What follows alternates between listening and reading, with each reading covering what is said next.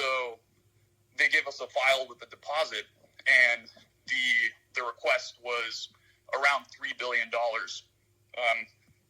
which is, about an order of magnitude more than what it typically is, right? So, no, why was that so high? Like, this seems like it sounds like this is an unprecedented increase in demand for capital. What formula did they use to calculate that? Well, and just to give context, Robinhood up until that point has raised, a little bit, around $2 billion in total venture capital up until now. So it's a big number. Like $3 billion is a large number, right? So basically, the details are, we don't have the full details. It's a little bit of an opaque formula, but there's a component called the VAR of it, which is value at risk, and that's based on kind of some fairly quantitative things, although it's not fully transparent. So there are ways to reverse engineer it, but it's not kind of publicly shared. And then there's a special component, which is discretionary. So that kind of acts as a multiplier, and basically discretionary meaning like it's just their opinion. Yeah, it's a little bit. I mean, I'm sure there's definitely more than just their opinion, but basically, well, I mean, I guess like it's based on growth. What everyone wants to know is like, did something maybe shady go down here? It's like, it seems weird that you get a sudden $10 billion demand. $3 billion in the morning. Sorry, how much? Yeah, it was $3 billion US dollars. $3 billion. Okay, so it's $3 billion around. Just suddenly out of nowhere. And what percentage? I wouldn't impute shadiness to it or anything like that. And actually, the NSCC was reasonable subsequent to this, and they worked with us to actually lower it. So it was unprecedented activity. I don't have the full context about what's going on in the NSCC to make these calculations, but essentially is anyone holding you hostage right now? No, I'm okay. Yeah. Thanks for asking. But anyway, so this was obviously nerve-wracking, and I actually was asleep at this point. The operations team was fielding this at 3:00, and then we got back, we put our heads together. Our chief operating officer basically said, "Look, let's call up the higher ups at the NSCC and kind of figure out what's going on. Maybe there's some way we can work with them." And basically, there was another call, and they lowered it to something like $1.4 billion from $3 billion. Okay. So, we were making some progress, right? And then, but it's still a high number.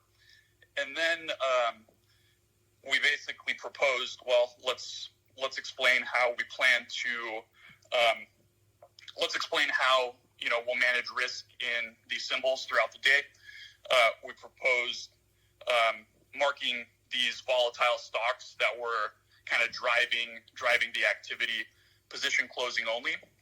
And then at about an hour before market open, so 5:30 or 5 in the morning, they came back and they said, okay, the charge is, or the deposit's $700 million, which we then deposited and paid promptly, and then everything was fine. So that essentially explains why we had to mark these symbols position closing only, and also why we knew this was a bad outcome for customers. Part of what's been really difficult is Robinhood stands for democratizing access to stocks, and yes, we want to give people the access. So that's been very, very challenging. But we had no choice in this case. We had to conform to our regulatory capital requirements, and so the team did what they could to make sure we were available for customers. Who controls this organization, this clearinghouse? It's a consortium. It's not quite a government agency. I don't really know the details of all of that. Okay. But and to be fair, like we were I think there was legitimate sort of turmoil in the markets. Like these are unprecedented events with these meme stocks, and there was a lot of activity. So there probably is some amount of extra risk in the system that warrants higher requirements. So it's not entirely unreasonable. But we did operational processes to make sure that customers that had positions could sell their open positions, because obviously restricting someone, we got a lot of questions about, okay, you had to restrict buying, why didn't you also restrict selling? And the fact of the matter is, people get really pissed off if they're holding stock and they want to sell it and they can't, right? So I think that's categorically worse. So and lots of other brokers, I think, were in the same situation. Robinhood was in the news, but you sort of heard this industry-wide, right? Other brokers basically restricted the same exact activity. All right, so it sounds like this organization calls you up and they basically have a gun to your head, either hand over this money or else. And so, because I mean, like basically what people are wondering is like, did you sell your clients down the river, or do you have no choice? And if you had no choice, that's understandable. But then, we got to find out why you had no choice, and who are these people that are saying you have no choice? Yeah, I think that's fair. We have to comply with these requirements. Financial institutions have requirements. The formula behind these requirements, I think it would obviously be ideal if there was a little bit more transparency so we could plan better around that. But to be fair, we were able to open and serve our customers, and 24 hours later, our team raised over $1 billion in capital, so that when we did open, when we do open tomorrow morning, we'll be able to kind of relax the stringent position limits that we put on these securities on Friday. Will there be any limits? Well, I think there's always going to be some theoretical limit. Like we don't have infinite capital, right? And on Friday there were limits. So there's always going to have to be some limit. I think the question is, will the limits be high enough to the point where, they won't impact, 99.9+% of customers. So, if someone were to deposit $100 billion and decide to trade in one stock like that wouldn't be possible, All right.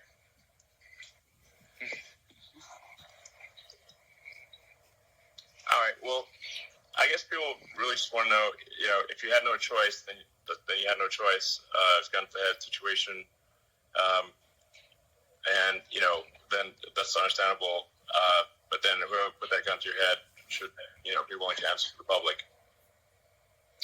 Yeah, listen, and I know there's processes. This is unprecedented times, and to be fair to those guys, they've been reasonable. So I think the one thing that is maybe not clear to people is Robin is a participant in the financial system, so we have to work with all of these counterparties. So we do get a lot of questions about, why do you work with market makers? Why do you work with clearing houses? Vertically integrating and getting, it's hard enough to build introducing a clearing broker-dealer. Not too many people have done that. But the financial system that allows customers to trade shares is sort of a complex web of multiple parties. And, it's hard to, I think everyone says, it could be better, it could be improved. It's just the necessity of trading equities in the U.S. that you have to do all these things. I mean, to what degree are you beholden to Citadel?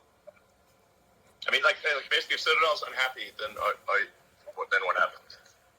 Yeah, so that there was a rumor that Citadel or other market makers kind of pressured us into doing this, and now that's just false, right? Market makers execute our trades. They execute trades of every broker dealer. This was a clearinghouse.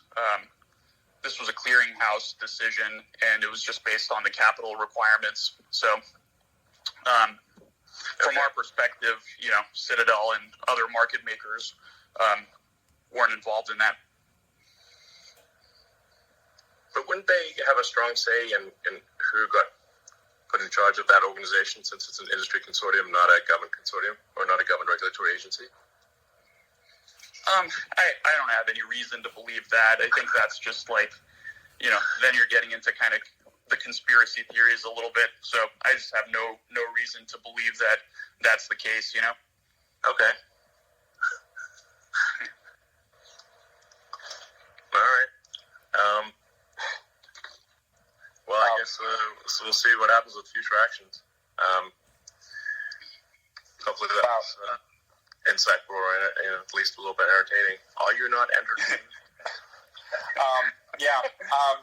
Okay. Well, I don't know what to say. First of all, Vlad, thank you so much for jumping on. I know it's pretty late, and thank you so much.